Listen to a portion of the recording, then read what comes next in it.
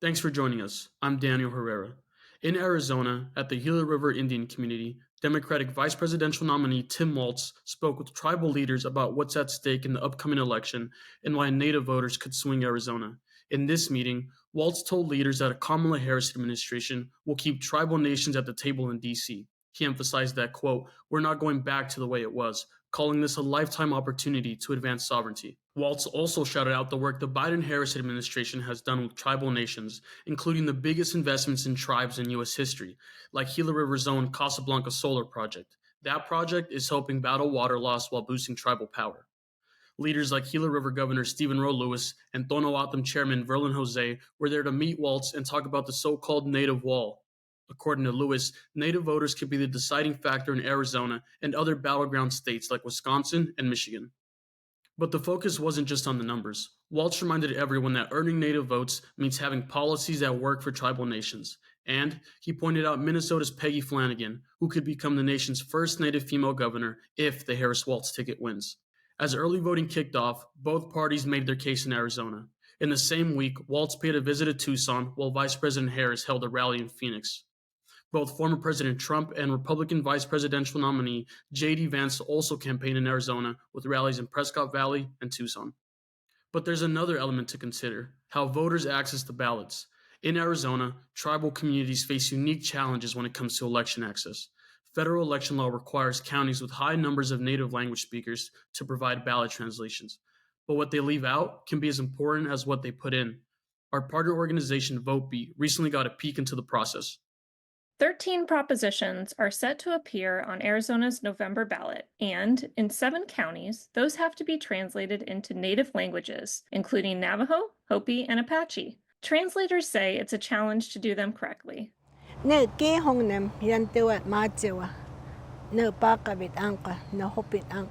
Karen Shupla. I'm from the Hopi Reservation, from the village of Bakavi.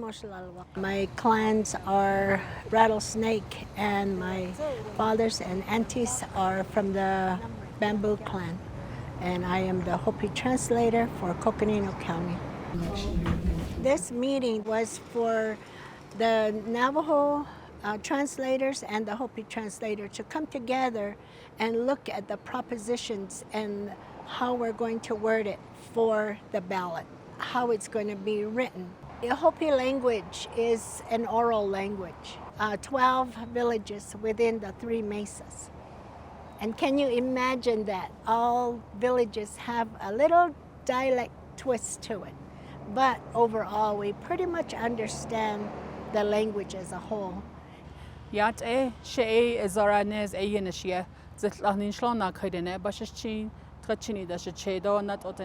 my name is Zara Nez. I work for the Navajo County Recorder's Office. I'm the voter outreach coordinator. I've been there for almost 8 years now. On the Navajo Nation, voting is very important to our elderlies, and we're going to get a majority of our elderlies coming to vote. And that's where a lot of our translations are going to come into place. It's harder to translate propositions to an elderly because majority of them they can't hear you. Translating a ballot or a proposition in Navajo can get very complicated, especially certain words that are sensitive to our tribe. The Navajo language, the dialects are different per region. The abortion one. The translation that was given to us was probably 3 sentences. But when we translated, it became 10. When we're saying abortion is illegal, if we're going to say that, we're going to say, that's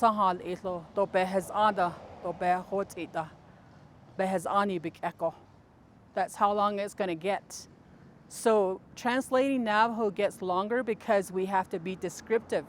It's harder on our elderlies than it is the younger generation, but I really tell people, get your ballot in the mail, because if you get your ballot in the mail, you get it way early, and that way you can do your research.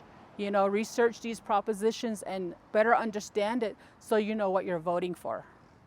Several words that are on the proposition, and some of them are uncomfortable, to translate. and some of them are even uncomfortable to read as a proposition as to what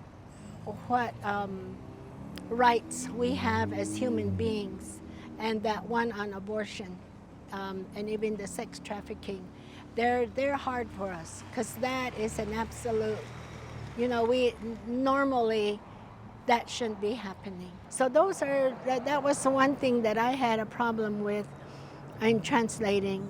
I had a mental block on it, so I had to really just kind of walk it off and say, okay, this is for translating for how individuals are going to vote on it. I had to be open. We spent half a day yesterday, and what we'll continue to do is read and review the propositions as we have written in Hopi language. For VoteBeat and ICT from Navajo Homelands, I'm Jen Fifield.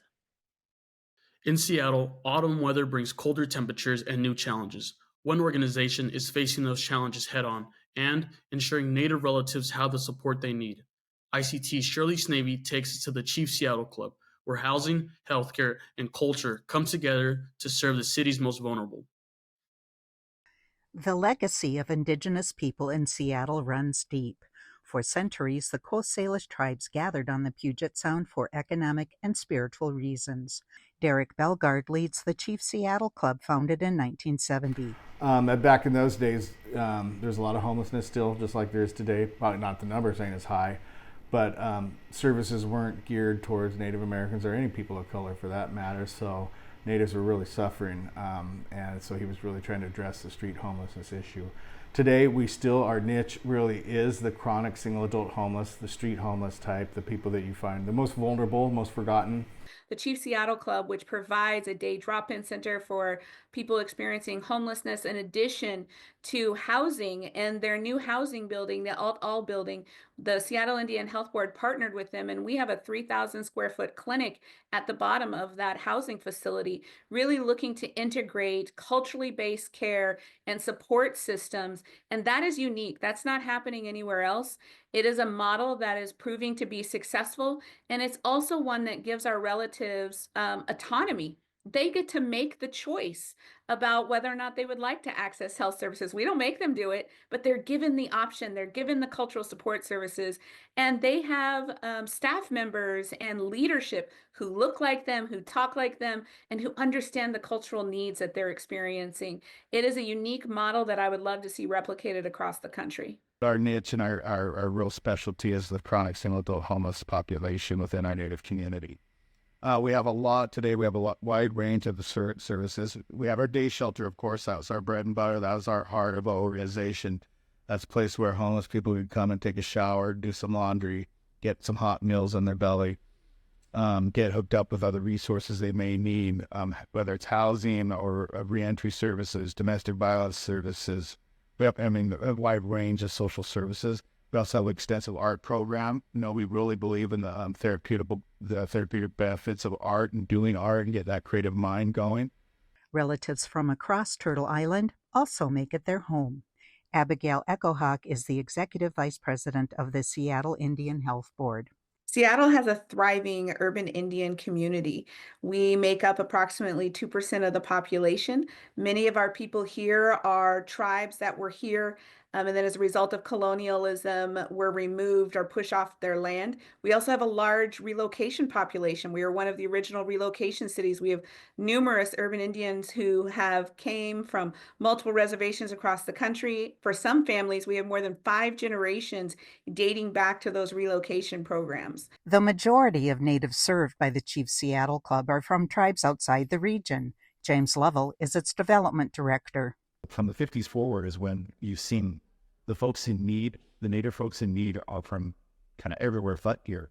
And our staff reflect that we're 86% Native out of our 150 staff. And we come from 100 and some tribes just across the South. One of the things that happens when people are experiencing homelessness or other kinds of inability to access resources and services, that's a colonial way to make us compete with each other for those scarce resources. Well, we believe, the Seattle Indian Health Board, our partners like the Chief Seattle Club, that those resources aren't scarce. They just haven't been allocated to us, and we are demanding that allocation and that it should be operated for Native people by Native people. For ICT from the homelands of the Coast Salish people, I'm Shirley Sneve.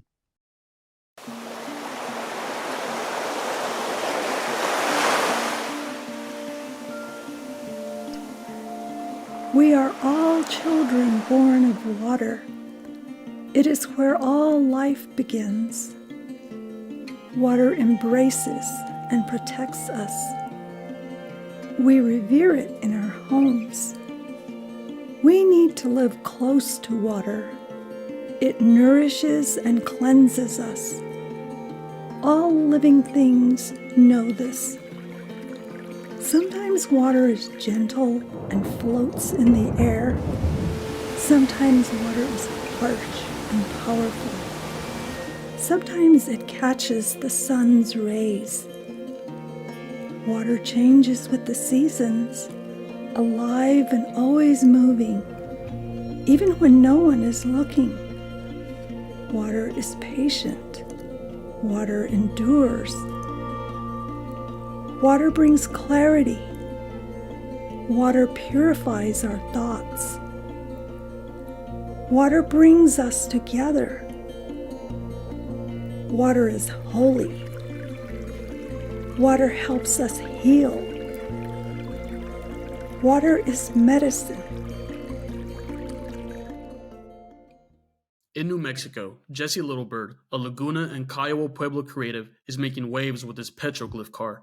ICT's Paris Wise has more on this unique blend of art and automotive culture. In Albuquerque, New Mexico, Old Town is a beloved time capsule showcasing culture, cuisine, and cars. The plaza is where car enthusiasts come to display their four-wheeled works of art, one of which is in a lane of its own. Jesse Littlebird is a local artist from Laguna and Kiowa Pueblos who has ventured from film into painting and now is bringing his talent onto a whole new canvas. His art car is titled Petroglyph, which he calls a rolling piece of pottery. When creating the car, I had the utmost respect and honor for lowrider culture in that I'm not denying the influence of it, but I'm also not asserting that it is a lowrider because it's really not a lowrider, you know? It's in its own little category. This, I would just say, this is like my first car, you know? And it's pretty cool to have it be pretty well received, but also at the same time, like, I'm not asserting or saying that this is like a masterpiece. I've never once said any of my art is a masterpiece publicly. It's fun, you know. I don't think it should be so serious all the time. Sometimes we just, you know, we like making pretty things, and people like, I remember this pretty thing, you know, and you're, because I see that. I've seen my things that my uncles and aunties made. Like I said, my grandma and grandpa on both sides of my mom and dad's side, they grew up in a generation where art wasn't really seen as a viable thing to put your time into. They're from a generation that's a lot more hardened, you know, and a lot more like, they grew up during like an industrial revolution, you know. Whereas like now, native arts is kind of like, it can be seen as a viable form of income. It's its own little economy. The saying goes, you know, a lot of people have walked so I could run, you know, and I really am appreciative of that, and I acknowledge that every single day that I make anything. From pop-up events to Santa Fe Indian Market, younger generations of Native artists are reaching new levels of recognition in modern art spaces. Littlebird is making his own name as locals have been admiring this rare auto art flowing with that rich adobe color and familiar Pueblo designs. The car is a representation of applying contemporary pottery painting techniques on a three-dimensional medium. While the car is making waves around the state, its message and interpretations go beyond the land of enchantment. It's a 1973 Dodge Dart that is a Mopar powered from Detroit. And at one point in time, Detroit was the the richest city in the world. I even think about it talking about like that. With a lot of classic American cars, you have to think about like, all right, this is like an ode to an era of America as an empire. A lot of these like classic American muscle cars from that time period kind of represent that. When I decided to paint a car, I was really trying to figure out where I fit within that spectrum. A lot of car culture and lowrider culture is kind of based on like socioeconomic things. I always looked at this crossover with Chicano culture and Native culture. I have many different friends that are, we're all mixed blood people, not one thing, especially here in New Mexico.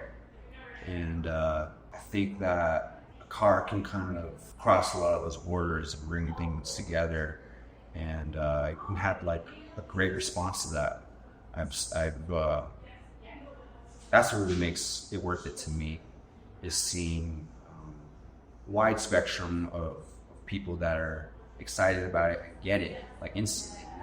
That's what the purpose of it is to like have not me talk about it, but what is the response to it? What is the discussion around it? What is the ideas behind it? Paris Wise, ICT News. Traditional medicines are used by tribes across Turtle Island. In South Dakota, the Flandreau Santee Sioux tribe is leading the way with medical marijuana, growing, harvesting, and selling it. Here's Shirley Sneve with more on Native Nations cannabis. Medical marijuana is legal in 38 states, while recreational use is legal in 24. It's tricky maneuvering for tribes who claim sovereignty when it comes to getting into this startup business. The Flandreau Santee Sioux tribe in South Dakota is one that's been able to successfully navigate a cloudy legal landscape. Never get a straight yes or no answer, so we thought it's best that we take and maintain and save our investment for our future. And that opportunity came in 2021 when the state legalized, and we flew under the radar and got everything back up and running, and we were ready to operate July 1st, and we opened up, and we're the only operation, we're full operation, fully vertically integrated, so we had product ready for customers to be able to come in and purchase. We didn't know what to expect. I think it was about a week before I finally settled down and was like, okay, we're all right. I wasn't sure if I was going to come in July 1st and there'd be state troopers lined up down the highway waiting to pull everybody over and check them.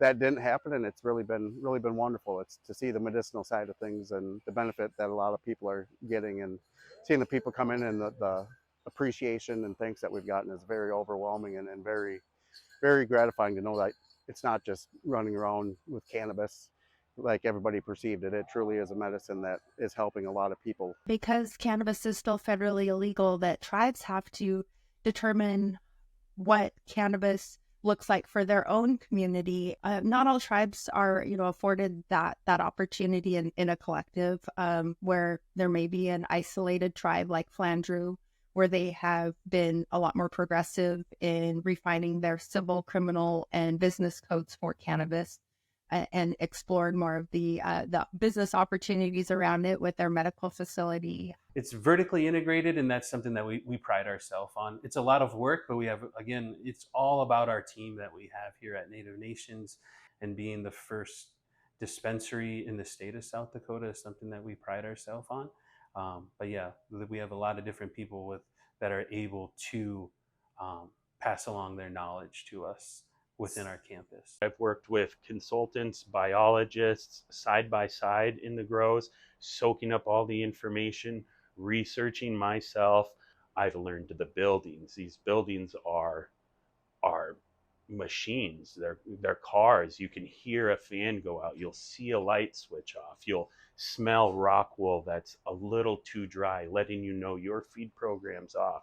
So just throwing myself into it has allowed me to learn so much about what we're doing here and to prevent any issues that might come up. We've had these ancestral trade routes since time immemorial, and we've utilized our trade routes for medicines as well as other commodities and goods. And our tribal communities are just trying to figure out what that infrastructure looks like, without doing any kind of activity that would jeopardize any one of our tribes or collectively Indian country sovereignty. Cannabis legislation is on the ballot in 5 states, including South Dakota, looking to expand to recreational use. For ICT from the Bdewankantan Dakota Nation, I'm Shirley Sneve. He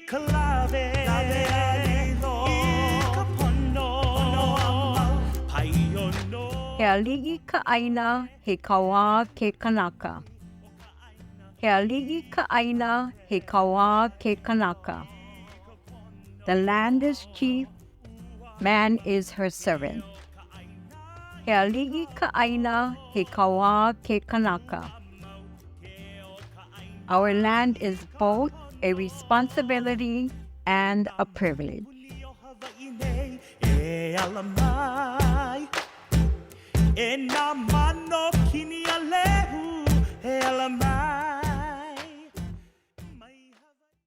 According to Data USA, only about 0.4% of the computer, engineering, and science occupations was made up of Native American, Alaska Native, and Native Hawaiian and Pacific Islander peoples.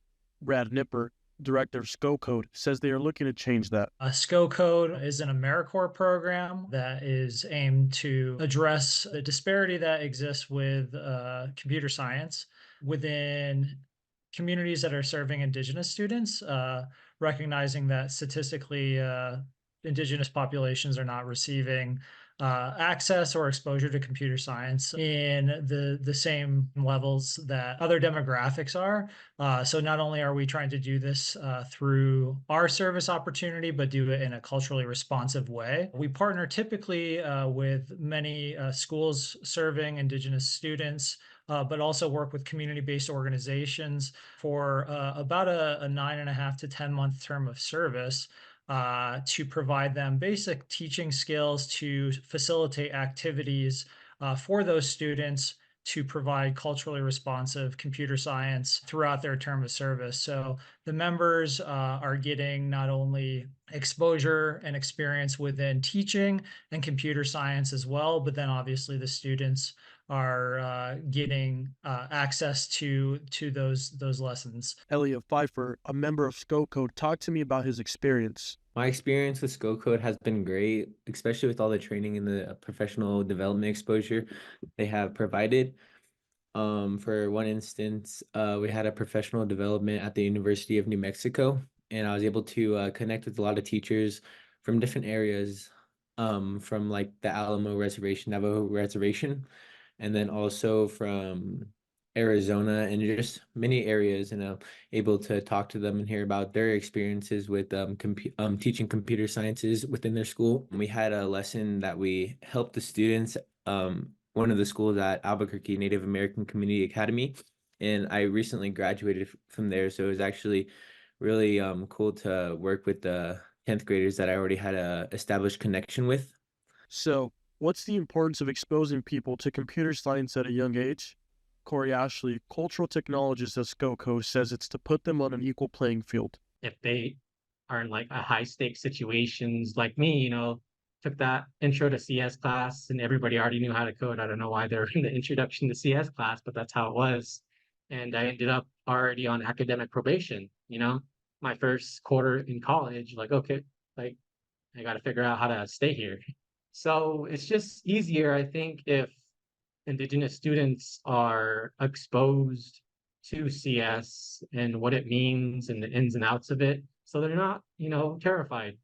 It's not something they hear like, okay, computer science is like quantum physics. It's like, no, it's just a different way of thinking. And that's what we sort of go into in the Skocode orientation, talk about computational thinking, breaking down what an algorithm is, because when you sort of first hear that, it sounds scary, but when you sort of just are grounded in indigeneity and the way we understand things, it's not that scary.